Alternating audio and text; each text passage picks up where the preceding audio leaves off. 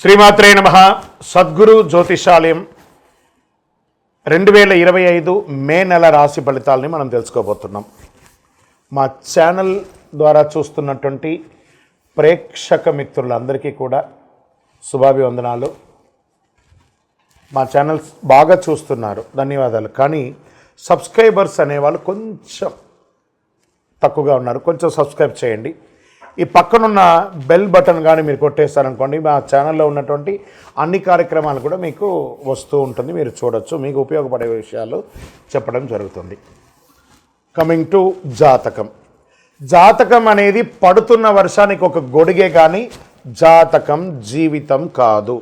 మేము చెప్పే ఈ రాశి ఫలితాలు గోచార గ్రహస్థితులను దృష్టిలో పెట్టుకొని చెప్తున్నాం. ఇది మీ యొక్క వ్యక్తిగత జీవితానికి ఒక 30% నుంచి 40% మాత్రమే వర్తిస్తుంది. మీరు పుట్టినప్పుడు ఉన్నటువంటి ఆ లగ్నము, ఆ నక్షత్రము, ఆ పాదాన్ని బట్టి మీ యొక్క సంపూర్ణ జాతకం అనేది తెలియబడుతుంది. ఇంకా జాతకం అంటే ప్రతి ఒక్కరికి కూడా నాకు ఉద్యోగం ఎలా ఉంటుంది, నాకు వ్యాపారం ఎలా ఉంటుంది, నాకు ఆరోగ్యం ఎలా ఉంటుంది, దాంపత్య జీవితం ఎలా ఉంటుంది, సంతానం ఉంటుందా, ఉద్యోగం వస్తుందా, వ్యాపారం బాగుంటుంది, ఇవే ఏదో టెన్షన్స్తోనే ప్రతి ఒక్కళ్ళం కూడా జీవిస్తున్నాం. దానికి ఉపశమనంగా ఈ మాస ఫలితాలని ప్రతి మాసంలో కొన్ని గ్రహాలు మారుతూ ఉంటాయి కాబట్టి ఆ గ్రహాల యొక్క గమనాన్ని దృష్టిలో పెట్టుకొని అన్ని వర్గాల వారిని దృష్టిలో పెట్టుకొని ప్రిడిక్ట్ చేయబడింది ఈ మాస ఫలితాలు. ఇప్పుడు మనం 12 రాసుల్లో ఒక్కొక్క రాశిగా మనం చెప్పుకోబోతున్నాం.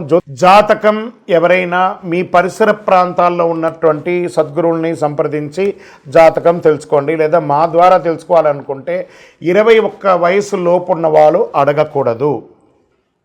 ఎందుకంటే మీరు విద్య చదువుకుంటున్నటువంటి వారు కాబట్టి మీరు ఖచ్చితంగా మీ యొక్క వ్యక్తిగతమైనటువంటి జీవితంలో 21 సంవత్సరాల వరకు జాతకం అడగకండి.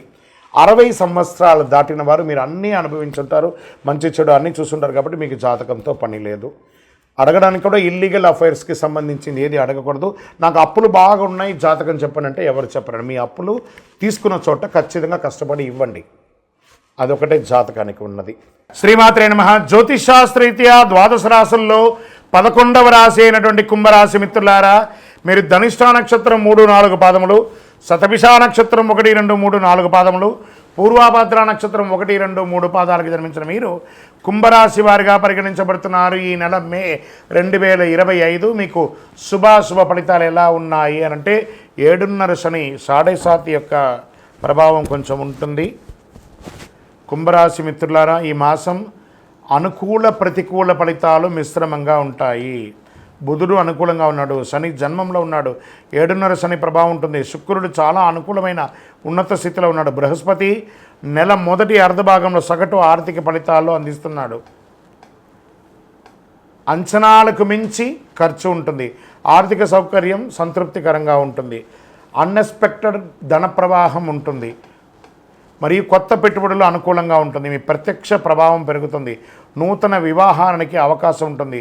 ప్రభుత్వం నుండి పొందవలసిన రాయితీలు, పర్మిషన్స్ అవన్నీ దొరుకుతాయి. సోదర సోదరీమణులతో ఉన్నటువంటి సమస్య ఒక గుదిబండలాగా తయారవుతుంది మీకు. అదేంటి గురుగారు ఇలా చెప్తున్నారు, బాగుందంటున్నారు వాళ్ళంటే చాలా ఉంది. కళత్ర దోషంలో చాలా ఉన్నాయి. భార్యాభర్తల మధ్య సఖ్యత లోపం, అన్నతమ్ములో మీకు నెత్తి మీద కూర్చొని మిమ్మల్ని ఇబ్బంది పెట్టే అవకాశాలుగా ఉన్నాయి. జాగ్రత్త. అన్వాంటెడ్ కమిట్మెంట్స్, వాగ్దానాలంతా ఇవ్వకండి. వివాదాలు ఉంటాయి. మాస ద్వితీయంలో వృత్తి వ్యాపారంలో అంతంత మాత్రంగా సాగినా అవసరానికి చేతులు నిల్వ ఉంటుంది. ఉద్యోగంలో సహోద్యోగుల వివాదాలు ఉంటాయి. ఇతరుల వ్యవహారంలో జోక్యం ఖచ్చితంగా చేసుకోకండి. సంతాన యోగ్యం అద్భుతంగా ఉంటుంది. ఆస్తి సమస్యల్లో సహనం పాటించండి, లేదా మీరు నష్టపోయే అవకాశాలు ఎక్కువ కనబడుతున్నాయి. ఇష్టదైవ ప్రార్థన చేయండి. దైవానుకూలం కావాలి. ఈ నెల కుంభరాశి మిత్రులారా, మీకు దైవానుకూలం కావాలి, తప్పదు. దైవ ప్రార్థన ఖచ్చితంగా చేయాలి. పాత వాహనాన్ని మార్చాలనుకున్న వాళ్ళు మార్చకండి, ఇప్పుడు అలాగే ఉంచండి. విద్యార్థులకి పబ్లిక్ రిలేషన్, మీడియా మరియు టెలికమ్యూనికేషన్ చదువుతున్న విద్యార్థులకి ఈ నెల బాగా ఉంటుంది. ఆరోగ్యపరంగా కడుపు లేదా నోటికి సంబంధించిన కొన్ని సమస్యలు, జననేంద్రియాల ప్రాంతంలో ఇన్ఫెక్షన్స్, నడుము చుట్టూ కొంత అసౌకర్యం, అప్రమత్తంగా ఉండండి. సర్జరీ కూడా అయ్యే అవకాశాలు ఉన్నాయి. మాస్టర్ చెకప్ చేసుకోండి. బయట ఆహారాలు తినడాన్ని నివారించండి. రాజకీయ నాయకులకి ఇది గడ్డు కాలం, తస్మాత్ జాగ్రత్త. మీ డాక్యుమెంట్స్ అన్నీ కూడా జాగ్రత్త. షేర్ మార్కెట్లో పెట్టుబడి పెట్టి పోగొట్టుకోకండి. మీడియా రంగం వారికి చిన్న చిన్న అపనిందలు ఉంటుంది, జాగ్రత్త. ఐటీ రంగం వారికి చాలా దిగువగా కనబడుతుంది, జాగ్రత్తగా ఉండండి. ఈ నెల ఓవరాల్ జాగ్రత్త జాగ్రత్త జాగ్రత్త. వ్యాపారం అనుకూలంగా ఉంది, డబ్బులకి లోపం లేదు. మిగతా అన్ని రంగంలోనూ జాగ్రత్త పడాల్సిన అవసరం ఉంది. బంధువర్గాల్లో నుండి క్లోజ్ వాళ్ళ దగ్గర వల్ల కూడా మీకు ఇబ్బందులు చాలా కలిగే అవకాశం ఉన్నాయి, జాగ్రత్త పడండి. గమ్ గణపతి నమః. ఎంత వీలుంటే అంత సైలెంట్గా ఉండడానికి ప్రయత్నం చేయండి. లక్కీ డేస్ మే నెల 3, 6, 11, 14 లక్కీ డేస్. అదృష్ట సంఖ్య 6, 7. చంద్రాష్టమం 8 మే 8, 5, 2025 12 గంటల 55 నిమిషాల నుండి 10 గంటల 5 నిమిషాలు 10, 5, 2025 1 గంట 42 నిమిషాల వరకు చంద్రాష్టం ఉంటుంది. ఈ 2.5 రోజులు ఇంకా జాగ్రత్తగా ఉండవలసినటువంటి సమయం. పరిహారం శని భగవానుని ప్రార్థన చేసుకోండి. నవగ్రహాలకి వీలుంటే డైలీ 19 ప్రదక్షిణాలు చేయండి. గురువారం దక్షిణామూర్తిని ఆరాధన చేయండి. ఆంజనేయ స్వామి ఆరాధన చేయండి. మీ ఇంటి ఇలవేల్పుకి మీ వయసు ఎంత ఉందో అన్ని దీపాలు నువ్వుల నూనెతో వెలిగించండి. ప్రత్యేకించి 7.5 శని నడుస్తున్న మీకు ఈ కరుంగాలిమాల చాలా ఉపయోగపడుతుంది. శని యొక్క వీక్షణ తగ్గిస్తుంది, శని ప్రభావం తగ్గిస్తుంది, సకల దోషాలు తొలగుతుంది, ఆనందంగా ఉంటుంది. ఈ కరుంగాలిమాలను ధరించండి. ఇంకనూ మీ యొక్క వ్యక్తిగత జాతకానికి ఈ కింద ఉన్న నంబర్కి మీ పేరు, మీ date of birth, time of birth, place of birth రాసి మాకు వాట్సప్ చేయండి. కాల్ చేయకండి, మా అడ్మిన్స్ మీకు రెస్పాండ్ ఇస్తారు. మళ్ళీ ఒక్కసారి చెప్తున్నాను కుంభరాశి మిత్రులారా, జాగ్రత్త జాగ్రత్త జాగ్రత్త. అక్షయ తృతీయ అందరికీ ఉన్నటువంటిది. అక్షయ తృతీయ శుభ సమయం, పూజ ఇవన్నీ కూడా తెలుసుకుంటాం. పంచాంగం ప్రకారం ప్రతి ఏడాది వైశాఖ మాసంలో శుక్లపక్షంలో తదియ తిథి నాడు అక్షయ తృతీయ పండుగ జరుపుకుంటాం. హిందూ మత విశ్వాసాల ప్రకారం అక్షయ తృతీయ ఎంతో ప్రాముఖ్యత ఉంది. జ్యోతిషాస్త్ర ప్రకారం అక్షయ తృతీయ రోజు స్వయం సిద్ధి ముహూర్తం అని పిలుస్తారు. ఈరోజు తిథివార నక్షత్ర యమగండ దుర్ముహూర్త వర్జ్యాలు ఏది చూడక్కర్లేదట. ఎంతటి శుభ కార్యక్రమాలైనా చేయొచ్చట. భూమి పూజ చేయవచ్చు, గృహప్రవేశం చేయొచ్చు, వివాహం చేయొచ్చు, తలనీలాలు ఇవ్వవచ్చు, అన్నీ చేసుకోవచ్చు. కొత్త వస్తువులు కొనడం చేయొచ్చు. వాటిలో ప్రధానంగా ఉప్పు కల్లుప్పు గురించి చెప్పారు. దొడ్డుప్పు ఉంటుంది చూస్తారా, రాళ్ల ఉప్పు. ఈ రాళ్ల ఉప్పు ఏది కొంటారో కొనరో రాళ్ల ఉప్పు అక్షయ తృతీయ నాడు కొనాలట. అందరూ బంగారం కొనాలి అని అప్పు చేసి బంగారం కొనడం వల్ల అప్పుల వాడికి పెరుగుతుంది కానీ మీకు పెరగదు. లేదా ఈరోజు బంగారం కొనమని శాస్త్రం చెప్పలేదు, అక్షయం అన్నారు. అక్షయం అంటే ఏంటి? తరగనిది. పవిత్రమైన రోజు, ఎలాంటి శుభముహూర్తం చూడకుండా అన్ని పనులు చేసుకోవచ్చు. గ్రంథాల ప్రకారం ఈరోజు విలువైన వస్తువులు కొనడమే కాదు, విలువైన వస్తువులు కొనడం వల్ల అది ఆనవాయితీగా ఉంటుందని ఒక పేరుతో కొంటున్నారే కానీ శాస్త్ర ప్రమాణం లేదు. దాన ధర్మాలు మాత్రం చేయాలని ఉంది. వీలుంటే 10 మందికి భోజనం పెట్టండి, వస్త్రం ఇవ్వండి, ధాన్యాలు ఇవ్వండి అనివ్వండి. లక్ష్మీదేవి అనుగ్రహాన్ని పొందుతారట. ఈ ఏడాది అక్షయ తృతీయ 29 ఏప్రిల్ 2025 మంగళవారం సాయంత్రం 5 గంటల 32 నిమిషాలకి ప్రారంభమై మరుసటి రోజు అంటే ఏప్రిల్ 30 బుధవారం మధ్యాహ్నం 2 గంటల 13 నిమిషాల వరకు ఉంటుంది ఈ యొక్క అక్షయ తృతీయ. ఉదయం తిథి ప్రకారం ఏప్రిల్ 30 తేదీన అక్షయ తృతీయ పండుగ జరుపుకుంటారు. ఈ సమయంలో ఏ పని అయినా విజయం సాధిస్తారట. పవిత్రమైన రోజు చాలామంది వెండి, బంగారం వాటిని పెట్టి పూజిస్తూ ఉంటారు. వస్తువులు కొనుగోలు చేస్తుంటారు, ప్రాధాన్యత ఇస్తుంటారు, పుస్తకం కూడా కొంటూ ఉంటారు. అంతేకాదు వివాహం, కొత్త ఇంటి ప్రవేశం, కొత్త వాహనం, ఏదైనా ఆస్తి కొనడం కూడా చేస్తూ ఉంటారు. అక్షయం అంటే ఎప్పటికీ తరగనిది. హిందూ పురాణ ప్రకారం వేదవ్యాస మహర్షి శ్రీ మహావిష్ణు అవతారంగా పరిగణిస్తారు. వ్యాసుడు అక్షయ తృతీయ రోజునే మహాభారతాన్ని రచించారని చెప్పబడుతుంది. అంతేకాదు పవిత్రమైన రోజే గంగమ్మ తల్లి దివి నుంచి భూమికి దిగి వచ్చిన భగీరథం అయినటువంటి రోజు. పరశురామ జయంతి కూడా అక్షయ తృతీయ రోజే జరిగింది. మత్స్య పురాణం 65వ అధ్యాయం ప్రకారం ఈశ్వరుడు పార్వతీదేవికి సర్వకామప్రదమైనటువంటి అక్షయ తృతీయ వ్రతం గురించి చెప్పారు. శ్రీ నారద పురాణం కూడా ఈనాడు చెయ్యి దాన ధర్మాలు అత్యధిక ఫలితాన్ని ఇస్తానని చెప్పబడుతుంది. కుబేరుడు అక్షయ తృతీయ రోజు లక్ష్మీదేవిని పూజించడం వల్ల ధనవంతుడయ్యాడట. మహాభారతంలో శ్రీకృష్ణుడు ద్రౌపదికి వస్త్రాభరణం అప్పుడు చీరను ప్రసాదించింది కూడా ఇదే రోజు.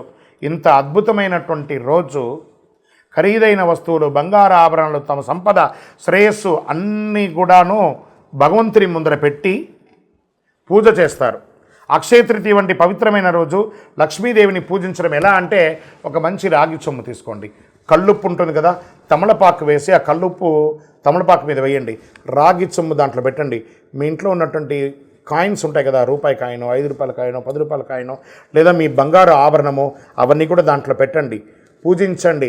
యక్షాయ కుబేరాయ వై శ్రవణాయ ధనధాన్యాధిపతయే ధనధాన్య సమృద్ధిం దేహి దేహి తాపయ స్వాహ అని మంత్రంతో జపం చేయండి. శాస్త్రాల ప్రకారం ఈరోజు కృష్ణుడు యుధిష్ఠిడికి అక్షయ పాత్ర ఇచ్చిన రోజు కూడా ఇదే రోజు. ఇందులో ఉండే ఆహారం ఎప్పటికీ మరవదు కాబట్టి బియ్యాన్ని కూడా దేవుడి ముందర పెట్టండి. అందుకే ఈ పవిత్రమైన రోజు దానం చేయడం వల్ల శాశ్వత పుణ్యం లభిస్తుందని పండితులు చెప్తారు. అక్షయ తృతీయ రోజు ఒకవైపు కొబ్బరికాయ, దక్షిణావృత శంఖం అంటారు చూసారా, చెవిలో పెట్టుకుంటే ఓంకార నాదం వస్తుంది చూసారా, దక్షిణావృత శంఖం, శివలింగం, కళ్ళుప్పు, దొడ్డుప్పు అంటారు చూసారా, ఖచ్చితంగా ఆ రోజు 1 కిలోంబావు కొనండి, కళ్ళుప్పు కొనండి. కొన్ని చోట దొరకదు, వెతకండి, తీసుకొచ్చి కొనండి. ఆ రోజు ఇంటికి తీసుకురావడాన్ని గట్టిగా చెయ్యండి. దాని పూజ ఎలా చేయొచ్చు? అక్షయ తృతీయ రోజు తెల్లవారుజామున అంటే సూర్యోదయానికి ముందు లేచి గడప కడిగి పసుపు ఆరం రాసి స్నానాధికాలు చేసి ఉతికిన బట్టలు ధరించి పసుపు రంగు వస్త్రాలు ధరించండి. మంచి ఫలితాలు పొందారు. పూజ చేసే చోట ఒక వస్త్రం ఏర్పాటు చేయండి. అనంతరం విష్ణు విగ్రహాన్ని, లక్ష్మీదేవి విగ్రహాన్ని ప్రార్థన చేయండి, నీటితో శుద్ధి చేయండి. పూజ చేసే సమయంలో తులసి ఆకులు, బిల్వ ఆకులు పెట్టి పూజించండి. పండ్లు, పువ్వులు వగరాలు పెట్టండి. మంచి ఆహారం అనండి. తీపి పంటలంతా పేదవాళ్ళకి, ఆఖరికి మీ ఇంట్లో పని చేసే వాళ్ళు ఉంటారు కదా, వాళ్ళకి ఇవ్వండి. స్ట్రేంజర్స్ రోడ్డు మీద, ఈ హాస్పిటల్స్ బయట అటెండెన్స్ లోపల ఉన్నటువంటి వ్యాధితో ఉన్నవాళ్ళు బయట చాయ్ కాఫీ తాగడానికి కూడా లేకుండా వాళ్ళ బంధుమిత్రులు రోడ్డు మీద ఉంటారు చూసారా, వాళ్ళకి పోయి ఆహారాన్ని ఇవ్వండి, ఆనందపడతారు. ఆ లోపల ఉన్న వైద్యం చేసుకునే వాళ్ళు కూడా ఆరోగ్యం అవుతారు. ఇదే అక్షయ తృతీయ రోజు చేయవలసిన పనులు. దాన ధర్మాదులు ఎక్కువ చేయండి. పూజ ముగిసిన అనంతరం మహావిష్ణు స్వరూపంగా, లక్ష్మీదేవి స్వరూపంగా కొంతమందిని ప్రార్థన చేసి వాళ్ళకి దానం ఇవ్వండి. అక్షయం మీరు ఎంత దానం చేస్తారో, ఎందుకు మనం పూజ చేసిన తర్వాత కృష్ణార్పణం అంటారు, ఖర్చు మీదే, డబ్బు మీదే. కృష్ణుడికి ఎంత ఎందుకు అర్పణం ఇస్తున్నారు? కృష్ణార్పణం అనగానే అది తిరిగి మీ దగ్గరికి వస్తుంది. అందుకే అక్షయం అని అన్నారు. ఉప్పు అక్షయ తృతీయ రోజు ఎందుకు కొనాలో, అక్షయ తృతీయ రోజు ఉప్పు కొని దానం చేయడం వల్ల జీవితంలో అన్ని కష్టాలు తొలగుతాయి, దరిద్రం తీరుతుంది, నవగ్రహ దోషం తొలగుతుంది, అలాగే అన్ని సమస్యల నుంచి ఉపశమనం పొందుతారు. భార్యాభర్తల మధ్య సఖ్యత లోపం అది తొలగుతుంది. అక్షయ తృతీయ రోజు ఉప్పు దానం చేయడం వల్ల పూర్వీకుల ఆశీస్సులు పొందుతారు. అక్షయ తృతీయ రోజు ఉప్పు కొనడం వల్ల సాధారణ రాతి బాగా తెల్లగా ఉన్నటువంటిది అక్షయ తృతీయ రోజు రాతి ఉప్పు కొనడం వల్ల లక్ష్మీదేవి ప్రసన్నమవుతుంది. చూడండి, వంట అంతా చేస్తామండి, ఒక చుక్క అందులో ఉప్పు లేకపోతే ఎలా ఉంటుంది? అద్భుతమైన వంటే కదా, అదే లక్ష్మీదేవి. లక్ష్మీదేవి మోతాదుకి మించకూడదు, మోతాదు తగ్గకూడదు. అందుకే లక్ష్మీదేవి అందులో కూర్చున్నది. అక్షయ తృతీయ రోజు కొన్న ఉప్పును ఇంటిలో నీళ్ళలో ఒక చుక్క వేసి ఇల్లంతా తుడవండి, నెగిటివ్ వైబ్స్ పోతుంది. చిన్నపిల్లలు ఉన్న రూమ్లో ఒక గ్లాసులో పెట్టండి, మీ బాత్రూమ్స్లో కూడా ఒక గ్లాసులో పెట్టండి. మీరు సంపాదించే ప్రతి డబ్బుని ఒక మట్టి మూకుల్లో ఉప్పు వేసి అందులో ఆ రోజు డబ్బుని అలా పెట్టి మరుసటి రోజు బీరువాలో పెట్టండి, చాలా నిలవ ఉంటుంది. ప్రయత్నం చేసి చూడండి. ఇలా ఎన్నో చెప్పుకుంటూ పోవచ్చు. అక్షయ తృతీయ రోజు, అక్షయ తృతీయ రోజు మీ మనసుకి ఏది నచ్చితే అలా చేయండి. ఆరోగ్యంగా ఉండి సంతోషంగా ఉండి. పరోపకారార్థే ఇదం శరీరం అన్నట్టుగా ఇతరులకి సహాయం చేయడానికి ప్రయత్నం చేయండి. విజయోస్తు.